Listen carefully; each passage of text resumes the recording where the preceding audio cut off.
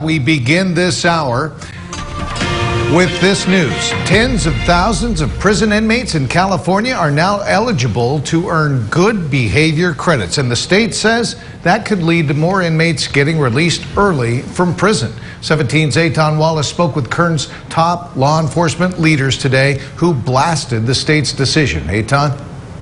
Jim, the California Department of Corrections and Rehabilitation says this is not an early release program, and they add that it could take months or years for anyone to earn good behavior credit. But Sheriff Donna Youngblood and District Attorney Cynthia Zimmer argue this will make Kern County less safe.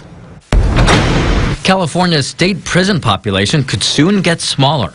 As of last week, there were 95,817 inmates in state prisons. But new state action could allow 76,000 state inmates, or roughly 79% of the California inmate population, to become eligible for good behavior credits, which in turn could cut down prison sentences by as much as 1/3.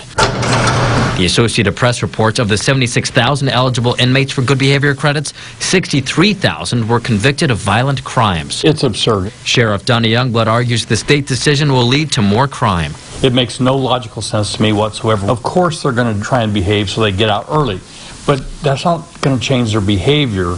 We're going to release them back onto the streets, the same environment, to the same people, without any intervention programs, and expect them to change, and we know they're not going to. The California Department of Corrections and Rehabilitation, also known as CDCR, argues the state's efforts will encourage inmates to participate in rehabilitative and educational programs. In a statement, a spokesperson said, quote, "This is not an early release program, and these changes do not result in the automatic release of any incarcerated individual." Sheriff Youngblood's rebuttal? It's an early release program. You can call it something that makes it more palatable to the public, but it's still an early release program. The state's nonpartisan legislative analyst says it costs more than $81,000 per year to keep someone in prison.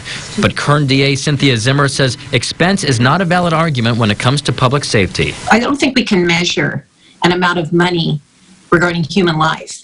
What is the cost to a family for their child being murdered? What is the cost to an individual who is raped, beaten, robbed, burglarized? If we're going to start putting costs on violence to human beings, then we are in a big world of hurt in California, which I think we all know that we are.